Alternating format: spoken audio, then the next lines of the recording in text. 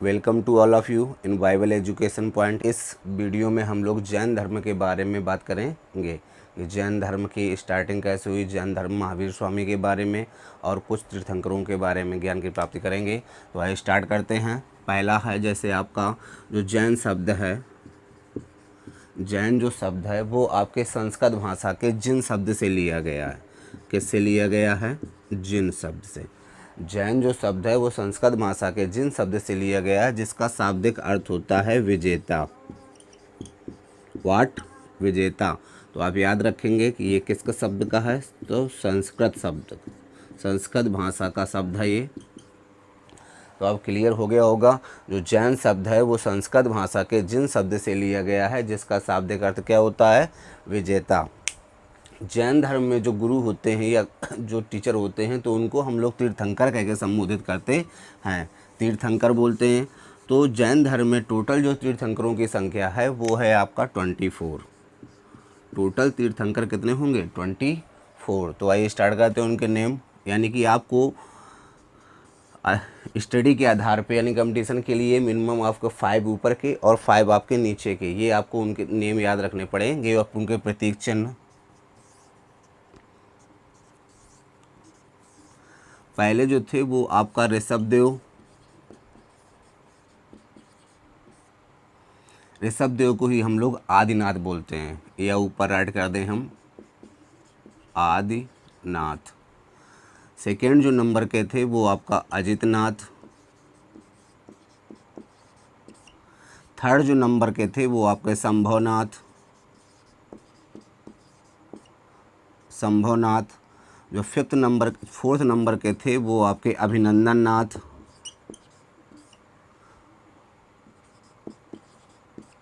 और जो 5th number के थे वो आपके सुमतिनाथ।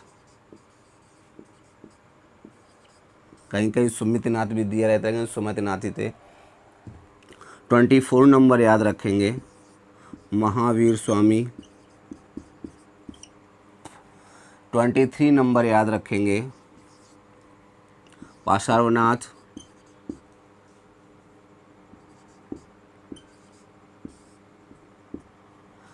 22 नंबर के अरस्टिनेमी। 21 नंबर नमीनाथ। 20 नंबर मुनि सुब्रतनाथ।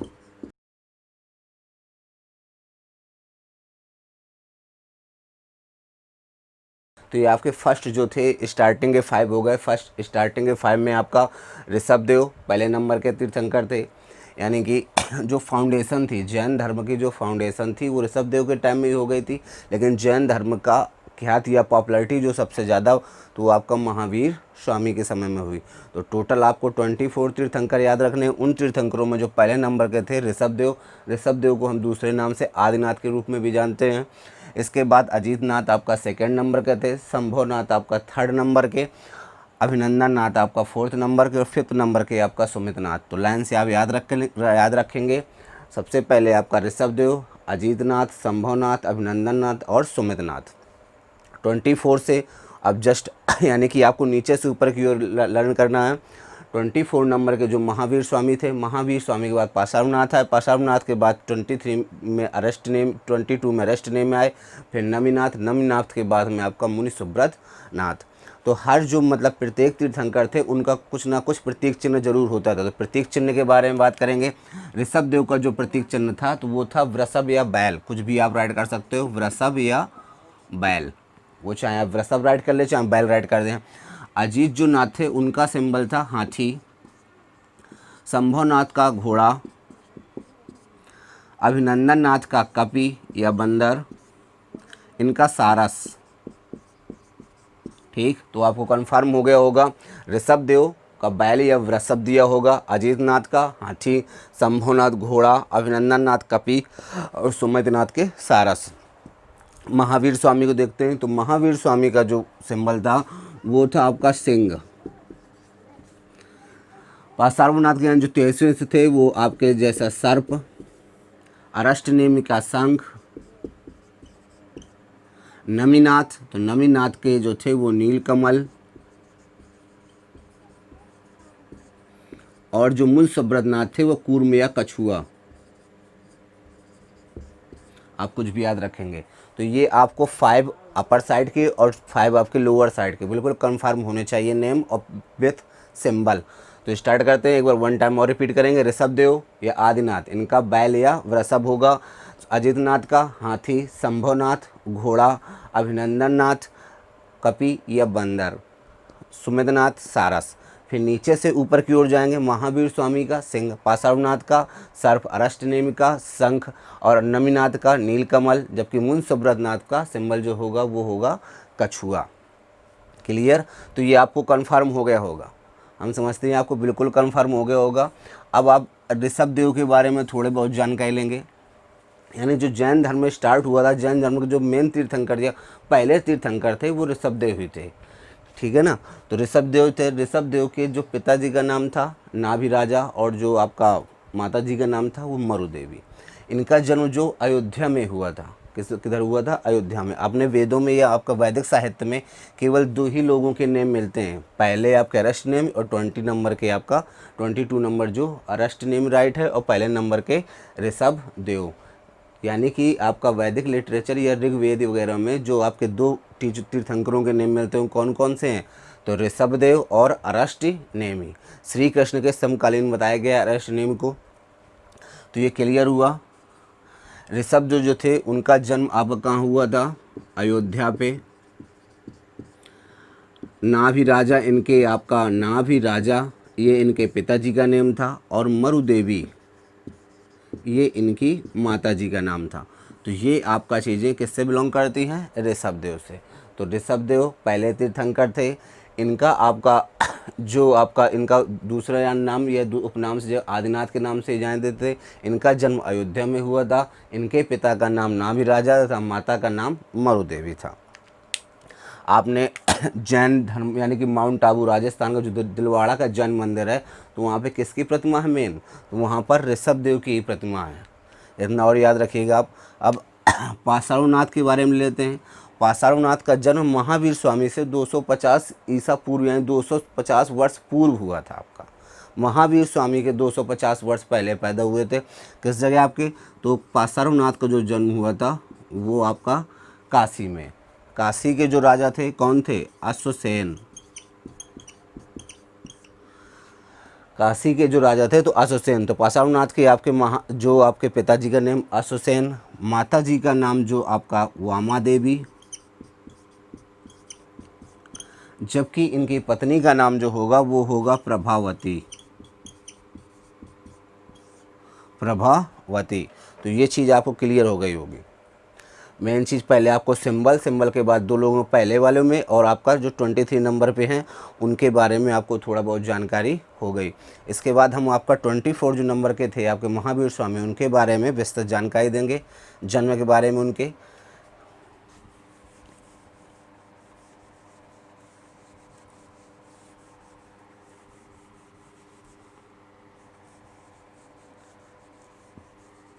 इन्हीं के साथ साथ यदि हम इनके निर्वाण के बारे में बात करें तो सिंबल के बारे में तो पता चल गया, इनका प्रतीक चिन्ह या सिंबल के बारे में हमने जानकारी दे दी। अब इनकी यदि निर्वाण के बारे में बात करें तो 24 हैं इधर। 24 में केवल 4 यानी कि 20 आपका जो थे तो अलग किए जाएँ तो 20 जो थे वो एक ही पर्वत शिखर पर इनका निर्वाण प्राप्त हुआ, जबकि ओनली 4 जो थे आपके वो आपका दूसरी जगह उनको निर्वाण प्राप्त हुआ। तो 4 याद रखते हैं। जो आप ऐसे याद रखेंगे जो पहले नंबर के थे अर्थात ऋषभदेव, तो ऋषभदेव को जो था वो कैलाश पर्वत, किस पर्वत पे? कैलाश पर्वत पे इनको निर्वाण प्राप्त हुआ था। 12 नंबर के, तो 12 नंबर के दर पे आपको राइट नहीं है, तो 12 नंबर के हम बता रहे हैं वासुपूज्यनाथ। वासुपूज्यनाथ, तो उनका जो आपका निर्वाण स्थल था वो था चंपापुरी। चंपापुरी। फिर इसके बाद आपका 22 नंबर यानी कि अरष्टनेमि का निर्वाण कहाँ पर हुआ था? तो अरष्टनेमि जी ने निर्वाण आपका जो वो गिरनार, ठीक, गिरनार पर्वत पे प्राप्त किया था। और 23 नंबर जो आपके 24 हैं तो वो आपको क्लियर ही है कि पावापुरी। पावापुरी, ये और साफ राइट किए हैं, ठीक।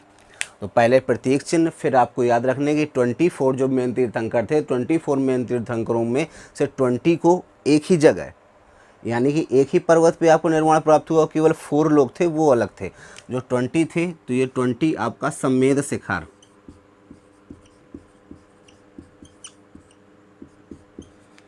ये आपके झारखंड उसमें पड़ेगा स्टेट में।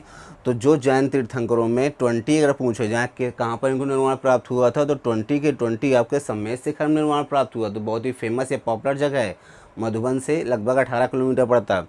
लेकिन जो अब 4 थे तो 4 के बारे में या 4 के बारे में कैसे याद रखेंगे, तो आपके जो पहले तीर्थंकर थे उनको आपको कैलाश पर्वत पे, जो 12वें थे यानी कि आपका पूज्यनाथ जी को चंपापुरी में, 22 नंबर अर्थात अरष्ट नेमि को गिरनार पर्वत, और 24 नंबर पावापुरी में निर्वाण प्राप्त हुआ था। ये भी क्लियर मतलब रटने वाली बात है कि 20 जो थे तो वो आपके एक ही जगह में निर्वाण प्राप्त हुआ, जो 4 थे तो 4 हमने राइट कर दिए, नंबर से याद रखने हैं। पहले कैलाश यानी कि आपका ऋषभदेव कैलाश पर्वत, 12 नंबर के पूज्यनाथ जी चंपापुरी, 22 नंबर अरष्ट नेमि गिरनार पर्वत, और 24 नंबर आपका पावापुरी में इनको निर्वाण प्राप्त हुआ था। बाकी सबको आपका समेत शिखर में ही आपको हुआ था। तो समेत शिखर झारखंड स्टेट में पड़ेगा।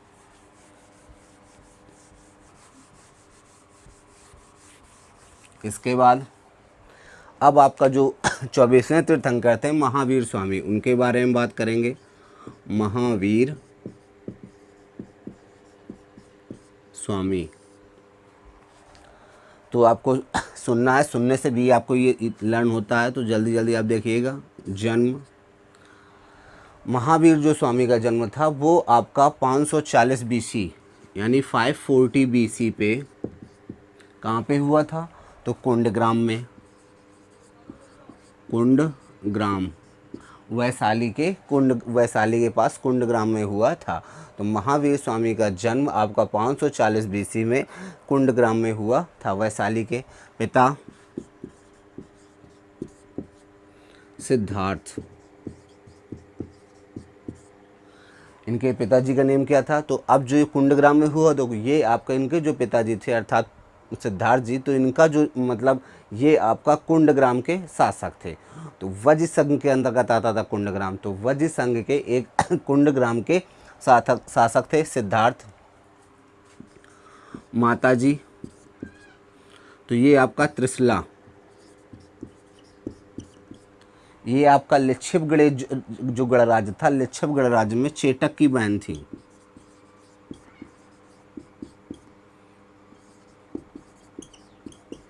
किसकी बहन थी, चेटक की। तो आप याद रखेंगे माता का नाम क्या था, त्रिशला।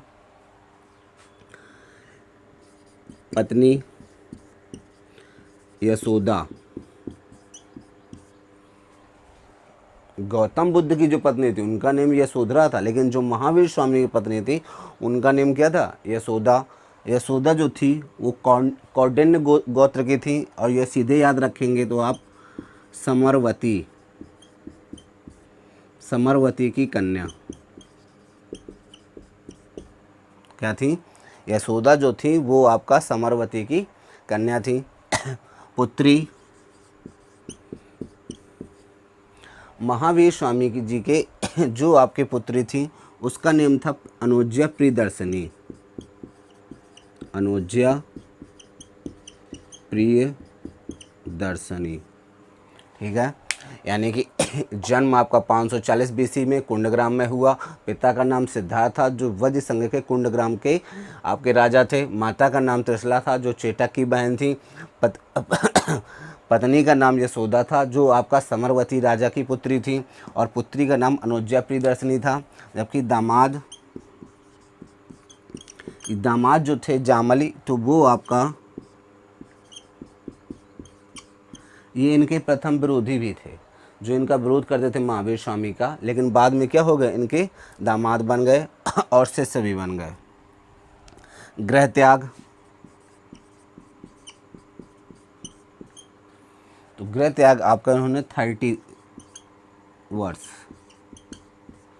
गृह त्याग में, यानी कि अपने भाई जो नंदीवर्धन थे, नंदीवर्धन से इन्होंने आपका आज्ञा लेकर 30 वर्ष की अवस्था में इन्होंने घर छोड़ दिया, और 12 वर्ष बाद यानी 42 वर्ष में, कितने वर्ष में, 30 वर्ष की अवस्था में उन्होंने घर छोड़ा। 12 वर्ष बाद उनको ऋजुपालिका नदी, कौन सी नदी, ऋजुपालिका नदी के किनारे साल वृक्ष के नीचे आपको ज्ञान की प्राप्ति हुई। क्लियर। तो एक बार वन टाइम और सुनेंगे। गृह त्याग, तो 30 वर्ष की अवस्था में इन्होंने नंदीवर्धन से आज्ञा लेकर गृह को त्याग कर दिया। त्याग करने के बाद ये 12 वर्षों तक लगातार घूमने के बाद, तपस्या करने के बाद इनको 12 वर्ष बाद अर्थात 42 साल की उम्र में आपको, या 42 ईयर्स की एज में आपको इनको कैवल्य की प्राप्ति हुई। कैवल्य मीन्स सर्वोच्च ज्ञान की प्राप्ति हुई। किस नदी में, तो ऋजुपालिका नदी के किनारे। नदी का नेम राइट किए दे रहे हैं, ऋजुपालिका नदी, और वृक्ष पूछ दे तो साल वृक्ष के नीचे। ठीक है। तो नदी जो थी वो ऋजुपालिका नदी, और जो आपका पेड़ था वो आपका साल वृक्ष के नीचे इनको ज्ञान की प्राप्ति हुई। क्लियर ना। प्रथम उद्देश्य,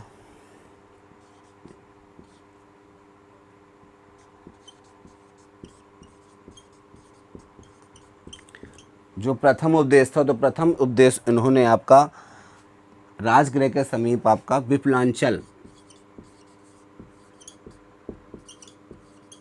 विप्लांचल पर्वत में बराकर नदी,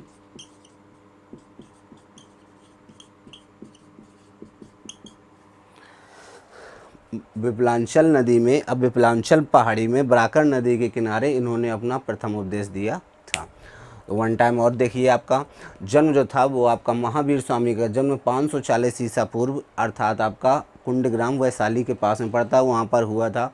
इनके पिता का नाम सिद्धार्थ था, जो आपका कुंडग्राम के शासक थे। माता जी का नाम त्रिशला था, जो चेटक की बहन थी।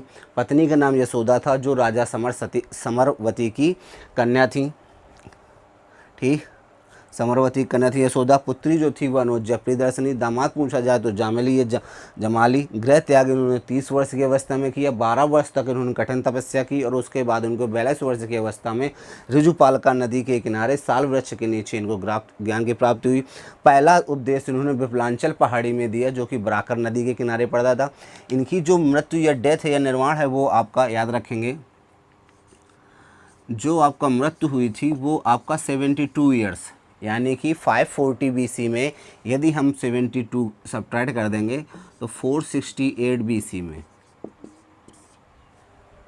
में आपका पावापुरी में हो गई थी। पावापुरी, ये भी क्लियर रखेंगे। पावापुरी भी तो वो आपका एक मल्ल शासक थे, सृष्टिपाल। ठीक, सृष्टिपाल। तो जो आपका ये राजा थे, इन्हीं के शासक जो मल्ल प्रदेश में प्रजा से, वो भी थे आपके क्या, बौद्ध धर्म के, जो अर्थात बुद्ध जी थे, तो उनका भी आपका डेथ मल्लों के उसमें हुआ था।